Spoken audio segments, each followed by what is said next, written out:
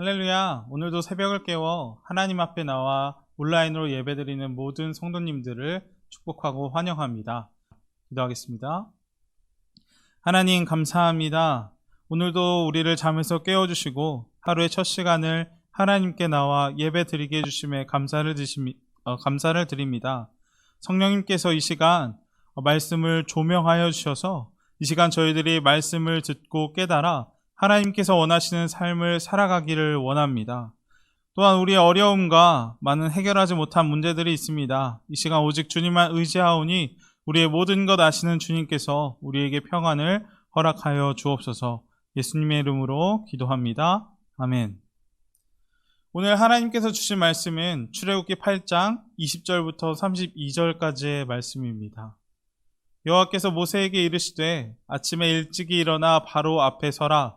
그가 물 있는 곳으로 나오리니 그에게 이르기를 여호와께서 이와 같이 말씀하시기를 내 백성을 보내라. 그러면 그들이 나를 섬길 것이니라. 내가 만일 내 백성을 보내지 아니하면 내가 너와 내 신하와 내 백성과 내 집들의 파리떼를 보내리니 애굽 사람의 집집에 파리떼가 가득할 것이며 그들이 사는 땅에도 그러하리라. 그날에 나는 내 백성이 거주하는 고센 땅을 구별하여 그곳에는 파리가 없게 하리니 이로 말미암아 이 땅에서 내가 여호와인 줄을 내가 알게 될 것이라. 내가 내 백성과 내 백성 사이를 구별하리니 내일 이 표징이 있으리라 하셨다 하라 하시고 여호와께서 그와 같이 하시니 무수한 파리가 바로의 군과 그의 신하의 집과 애굽 온 땅에 이르니 파리로 말미암아 그 땅이 황폐하였더라. 바로가 모세와 아론을 불러 이르되 너희는 가서 이 땅에서 너희 하나님께 제사를 드리라. 모세가 이르되 그리함은 부당하나이다.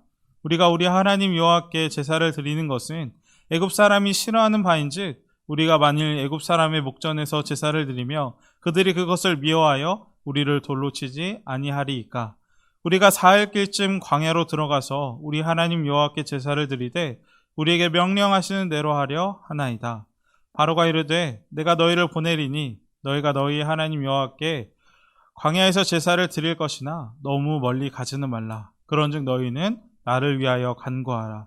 모세가 이르되 내가 왕을 떠나가서 여호와께 간구하리니 내일이면 파리떼가 바로와 바로의 신하와 바로의 백성을 떠나려니와 바로는 이 백성을 보내어 여호와께 제사를 드리는 일에 다시 거짓을 행하지 마소서 하고 모세가 바로를 떠나 나와서 여호와께 간구하니 여호와께서 모세의 말대로 하시니 그 파리떼가 바로와 그의 신하와 그의 백성에게서 떠나니 하나도 남지 아니하였더라. 그러나 바로가 이때에도 그의 마음을 완강하게 하여 그 백성을 보내지 아니하였더라. 아멘. 중국 우한에 코로나19 바이러스가 확산될 때 많은 나라들에는 비상이 걸렸습니다. 왜냐하면 중국 우한에 있는 자국민들을 바이러스의 위협으로부터 대피시켜야 했기 때문입니다. 그래서 많은 나라들은 전세기를 띄워서 우한으로 보내었습니다. 그 중에서 가장 먼저 우한에 도착한 나라의 비행기는 미국의 비행기였다고 합니다. 자국민들을 바이러스의 위협으로부터 지키기 위해 가장 발빠르게 대처했던 것입니다. 미국의 전세기를 타고 자신의 조국으로 돌아왔던 한 승객은 이렇게 인터뷰를 했습니다. 자신이 미국에 돌아와 승무원이 미국에 오신 것을 환영합니다 라는 말을 들었을 때 비행기 전체에는 말할 수 없는 감동이 흘러 넘쳤다고 인터뷰한 것입니다. 어느 나라 국민이든 자신의 국가가 국민을 보호하고 지켜준다는 것은 너무나도 자랑스러운 일일 것입니다. 오늘 본문의 하나님도 애굽에서 고통받고 있는 이스라엘 백성들을 구별하는 것을 볼 수가 있습니다. 출애굽기 7장부터 애굽에 10가지 재앙이 내리게 되었습니다. 이스라엘 백성들은 400년 동안 애굽에 살면서 하나님에 대해 듣기는 들었지만 정확히 하나님이 어떤 분인지는 알지 못하였습니다. 그래서 하나님은 이스라엘 백성들에게 자신을 알게 하기 위해 한 가지 방법을 냅니다. 그 방법이 무엇입니까? 바로 10가지 재앙입니다. 하나님께서 내리시는 10가지 재앙은 단순히 바로를 항복시키고 이스라엘 백성들을 출애굽시키기 위한 어떤 수단이 아닙니다. 이 애굽에 내리는 재앙들은 바로와 애굽 그리고 이스라엘 백성들이 하나님이 어떤 분인지 알게 하는 장치인 것입니다. 그리고 바로의 힘과 하나님의 힘이 충돌하는 가운데 어떤 결과를 맺게 됨에 따라서 이스라엘 백성들은 하나님이 누구신지 확실하게 알게 되는 계기가 될 것입니다. 그래서 이 10가지 재앙을 통해서 세상의 주인은 누구신지 확실하게 알게 해줍니다. 세상은 바로가 다스리는 것 아니고 애굽 전역에 있는 우상들이 다스리는 것이 아니라 하나님께서 통치하신다는 것을 우리에게 보여주고 있는 것입니다. 그래서 하나님은 어떻게 합니까? 첫 번째 재앙으로 애굽의 생명줄이었던 나일강을 피로 바꾸어 버립니다. 애굽의 생명줄이었던 나일강이 피로 변하니까 애굽의 신이자 왕이었던 바로와 그의 백성들은 아무것도 할 수가 없었습니다. 오직 나일강을 생명의 강물 되게 하는 하나님이 애굽을 먹이고 입히고 살리신다는 것을 그들에게 알려주신 것입니다. 그러나 바로는 하나님께서 세상을 다스린다는 것을 인정하지 않았습니다. 바로가 완악해지는 이유도 바로 여기에 있습니다. 바로는 자신과 자기가 섬기는 애굽의 신들이 애굽 제국을 통치하고 다스린다고 생각했는데 그 믿음이 하루아침에 무너져 내린 것입니다. 그래서 바로는 나일강이 피로 변하는 재앙을 보고도 하나님을 인정한 것이 아니라 그의 마음이 더 완악해져 버린 것입니다. 하나님은 완악한 바로를 보며 모세를 통해 애굽의 두 번째 재앙을 내리십니다. 그 재앙은 무엇이었습니까? 개구리 재앙이었습니다. 애굽 전역을 개구리가 덮었습니다. 그래서 바로는 이 개구리로 인해 너무나도 고통을 당하게 되자 바로와 아론을 불렀습니다. 그리고 그들에게 개구리가 떠나가게 하면 이스라엘 백성들을 애굽에서 내보내겠다고 약속합니다. 하지만 그 약속은 거짓 약속일 뿐이었습니다. 모세가 하나님께 기도해 개구리들이 물러가게 하자 바로는 다시 마음을 바꿔서 이스라엘 백성들을 내보내지 않았습니다. 이 완악해진 바로를 보고 하나님은 세 번째 재앙, 먼지와 티끌이 이로 변하는 재앙을 애굽에 내렸습니다. 그 이들이 사람과 가축에게 올라타서 고통을 주었습니다. 그런데 여기서 특이한 것은 이 세 번째 재앙에서 특이한 것은 무엇이냐면 요술사들이 아무리 이 재앙을 따라하려고 해도 따라할 수가 없었다는 것입니다. 그래서 이 요술사들은 이 하나님의 권능 앞에 어떻게 합니까? 이렇게 고백을 하기 시작하였습니다. 이는 하나님의 권능이니이다. 애굽의 신을 믿던 요술사들까지 하나님의 권능임을 인정해 버린 것입니다. 하지만 그것을 보고도 바로는 어떻게 합니까? 여전히 하나님을 인정하지 않고 더욱더 마음이 완악해질 뿐이었습니다. 이 완악한 바로를 보며 하나님은 자신을 알게 하기 위해 더 강력한 수를 쓰십니다. 그 방법이 무엇이었습니까? 구별함이었습니다. 하나님은 이 완악해진 바로를 보며 네 번째 재앙인 파리 재앙을 애굽에 내립니다. 애굽의 온 전역에 파리떼가 가득하게 되었습니다. 그런데 여기서 중요한 것은 하나님께서는 애굽 온 땅에 파리떼를 보냈지만 이스라엘 백성들이 살고 있는 고센 땅에는 파리들이 가지 못하게 하였다는 것입니다. 이스라엘 백성들을 구별하신 것입니다. 하나님께서는 이스라엘과 애굽을 구별하심으로 어떤 분이 세상의 진짜 왕인지 명확하게 드러내시는 것입니다. 이것은 파리 재앙뿐만 아니라 이후에 나타내는 재앙들도 마찬가지였습니다. 하나님은 애굽과 이스라엘 백성에게 재앙을 구별하여 내렸습니다. 특별히 마지막 재앙에 애굽의 모든 처음 난 것들이 죽었지만 하나님께서 세상을 다스린다는 것을 인정했던 사람들은 하나님 명령에 순종하여 양의 피를 문설주에 뿌렸고 그 하나님 말씀에 순종했던 집들은 짐승이나 개 한 마리도 죽지 않는 것을 우리가 성경을 통해 볼 수가 있습니다. 하나님께서는 애굽 사람들과 이스라엘 백성들을 구별하는 것을 통해 온 세상에 하나님께서 세상을 다스리신다는 것을 확실하게 드러내신 것입니다. 그렇다면 하나님께서 애굽과 이스라엘을 구별하신 이유가 무엇이었습니까? 그 이유는 단순합니다. 이스라엘은 하나님의 백성이었기 때문입니다. 오늘 본문을 보면 20절에서 23절 사이에 내 백성이라는 단어가 4번이나 이 짧은 구절 사이에 4번이나 등장하는 것을 볼 수가 있습니다. 하나님께서는 그만큼 이스라엘 백성들은 자기 백성, 하나님의 백성임을 강조하는 것입니다. 우리가 이것을 보며 우리가 다시 한번 기억해야 할 것이 있습니다. 이것은 무엇이냐면 우리도 역시 하나님의 백성이라는 것입니다. 이사야 43장을 보면 하나님께서는 우리를 향해 내가 너를 지명하여 불렀나니 너는 내 것이라고 확실하게 말하고 계십니다. 우리를 하나님의 소유 삼아 주셨습니다. 그래서 주님은 우리가 물 가운데로 지날 때 물에 빠지지 않게 잡아주시고 불 가운데로 지날 때 불에 사르지 않게 하기 위해 우리를 인도하고 계십니다. 우리를 보배롭고 존귀하게 여기신다고 말씀하시고 계신 것입니다. 그리고 이것은 하나님께서 우리를 아끼고 사랑하신다는 증거는 십자가가 확실하게 증거하고 있는 것입니다. 우리의 믿음이 누가 내 인생을 통치하고 계신가라는 질문에 대한 확실한 대답으로부터 출발했으면 좋겠습니다. 하나님께서 우리의 삶을 다스리시고 통치하십니다. 그렇기 때문에 내 삶에 일어나고 있는 어려움과 고난, 역경과 같은 것들이 모두 하나님 손에 있다는 것을 우리가 알아야 합니다. 국가나 이념, 문화가 우리를 다스리는 것 아닙니다. 우리의 삶의 지혜나 경험도 아닙니다.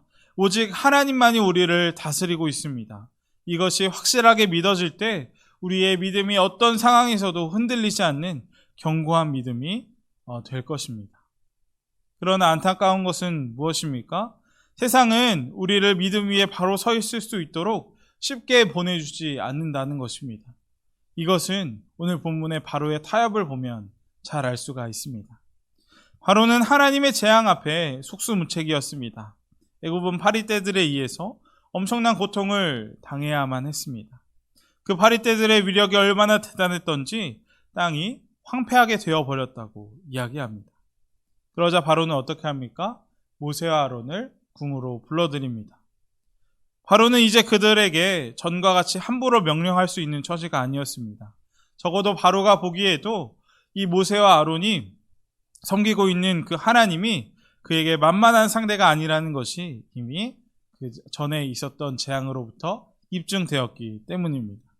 게다가 파리 재앙부터는 하나님이 이스라엘 백성들이 머물고 있는 고센 땅을 재앙으로부터 구별시켰다는 것을 이미 전해드렸던 상황이었습니다. 따라서 바로의 마음속에서 서서히 모세와 아론 그리고 그 배후에서 이들을 주관하시는 하나님에 대해 두려운 마음을 갖게 되었습니다. 이때 바로가 꺼내든 카드가 무엇이었습니까? 그것은 적절한 타협안이었습니다. 바로는 모세와 아론을 향해 다음과 같이 말합니다. 너희는 가서 이 땅에서 너희 하나님께 제사를 드려라. 그런데 이 바로의 타협안에는 뭔가 이상한 점이 있습니다. 하나님께 제사를 드리라는 것까지는 바로의 말이 하나님 말씀과 일치합니다. 하지만 하나님은 애굽 땅이 아닌 광야에서 제사를 하도록 명령하였습니다. 그런데 바로 왕은 이것을 교모하게 바뀌어서 자기 땅 애굽에서 제사를 드리라고 말하고 있는 것입니다. 하지만 모세는 어떻습니까? 이 바로의 술수를 바로 알아채고 단번에 거절합니다. 그러자 바로는 두 번째 타협안을 내놓습니다.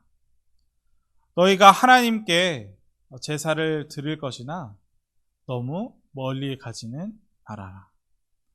이 바로의 타협은 세상을 살아가는 우리에게도 동일하게 적용됩니다. 세상은 끊임없이 우리를 유혹합니다. 세상에서는 적당한 타협이 지혜롭고 좋아 보입니다. 그러나 하나님은 우리에게 적당한 신앙을 원하시지 않습니다. 이것은 모세를 보면 알 수가 있는데 모세는 타협하는 바로 앞에 확실하게 대답합니다. 하나님께서 우리에게 명령하시는 대로 하려 하나이다. 우리가 이 모세의 대답을 보며 다시 한번 세상과 타협하는 것이 아니라 오직 하나님의 말씀대로만 하나님의 명령대로만 살아가기를 주님의 이름으로 축복합니다. 세상과 타협하지 않았던 한 청년이 있습니다. 이 청년은 독실한 기독교 신자이자 의사였습니다. 그 사람은 바로 안수연이라는 사람입니다. 이 안수연 의사는 이력의 권위자도 아니었고 유명한 학자도 아니었습니다. 그런데 그가 젊은 나이에 병으로 세상을 떠난 후 그 청년을 그리워하는 사람들이 한 명씩 모여서 그 청년이 남기고 간 흔적을 널리 알리기로 마음먹었습니다. 그가 남긴 깊이 있는 글들과 그를 그리워하는 사람들의 기억들, 무엇보다 그가 평생 보여주었던 하나님과 이웃에 대한 사랑이 모여서 한 책이 만들어지게 되었습니다. 그 책이 무엇이냐면 바로 그 청년 바보 의사라는 책입니다. 수연 청년은 자신이 맡은 환자들에게 손을 잡고 함께 기도해주고 예수님을 모르는 사람들에게는 복음을 전하고 성경을 전했다고 합니다. 또한 자신이 그리스도인을 드러내며 공부가 밀리고 심지어 유급을 당하는 가운데도 예배와 섬김을 우선순위에 두었고 그의 수첩에는 중보하고 있는 사람들의 이름과 기도 제목들이 빽빽하게 적혀 있다고 합니다. 저는 그 책을 읽는 가운데 가장 기억에 남는 것이 하나 있었습니다. 그것은 무엇이었냐면 그가 인터넷상에서 사용하던 아이디였습니다. 안수연 의사의 아이디는 스티그마였다고 합니다. 스티그마는 헬라어로 흔적이라는 단어인데 갈라디아서 6장 17절에 사도 바울이 말한 내가 내 몸에 예수의 흔적을 가졌노라 라는 구절에서 가져온 단어입니다. 바울이 말한 이 예수의 흔적은 아마도 바울이 복음을 전하다가 가지게 된 수많은 상처들을 의미했을 것입니다. 몸뿐만 아니라 무수히 겪어야 했던 마음의 상처까지도 포함되는 단어였습니다. 바울은 예수님의 손과 발, 몸에 있었던 못자국과 창자국들을 생각하면서 그 단어를 썼을 것입니다. 아마 수연 형제는 자기 몸에도 바울처럼 예수님의 흔적을 남기고 싶어 했던 것 같습니다. 그리고 그의 바람대로 많은 사람들에게 예수의 흔적을 남기고 떠나간 것입니다. 그를 통해 하나님의 사랑을 만난 사람들이 있었고 하나님의 위로를 경험한 사람들이 있었습니다. 그의 모습을 보고 도전을 받았던 동료들과 제자들은 또 다른 사람들에게 사랑의 본을 보였습니다. 우리에게도 이 흔적이 있었으면 좋겠습니다. 예수님을 믿으면서도 세상과 타협하고 흔들리고 넘어지는 모습이 아니라 주님을 믿고 따르는 우리들은 구별된 하나님의 백성으로 우리가 가는 곳곳마다 사랑의 흔적을 남겼으면 좋겠습니다. 말씀을 마치겠습니다. 바로는 결국 또 완악하게 되어서 이스라엘 백성을 보내지 않았습니다. 바로는 하나님께서 세상을 다스리신다는 것을 인정하지 않았던 것입니다. 그러나 우리는 하나님께서 세상의 주인이심을 알고 있습니다. 오늘 말씀을 보며 우리가 십자가의 은혜로 세상과 구별된 하나님의 백성임을 기억하며 우리가 세상의 어떤 환경과 세상의 유혹 속에서도 타협하지 않고 오직 하나님을 바라보며 살아가기를 주님의 이름으로 축복합니다. 그럴 때 하나님께서 기뻐하시는 삶을 우리가 살아갈 수 있을 것입니다. 함께 기도하기 원합니다. 첫 번째로 기도할 것은 오늘 말씀처럼 우리가 하나님의 구별된 백성임을 다시 한번 기억했으면 좋겠습니다. 하나님께서 우리의 삶을 다스리고 통치하십니다. 우리의 염려, 걱정, 불안들 어떤 상황에서도 오직 우리의 주권자 되시는 하나님을 바라보며 믿음으로 나아가게 해달라고 기도하도록 하겠습니다. 두 번째는 나라를 위해서, 교회를 위해서, 또한 가정들과 자녀들을 위해서 함께 기도하도록 하겠습니다. 제가 기도하고 오늘 말씀 마치도록 하겠습니다. 기도하겠습니다. 하나님 감사합니다. 오늘 하나님께서 이스라엘 백성을 구별하여 고센 땅에는 재앙이 내리지 않게 하시는 것을 보며 우리도 하나님의 구별된 백성임을 다시 기억하였습니다. 하나님의 구별된 백성으로 어떤 상황과 유혹에도 흔들리지 않고 오직 하나님만 바라보는 저희들이 되게 하여 주옵소서. 예수님의 이름으로 기도합니다. 아멘.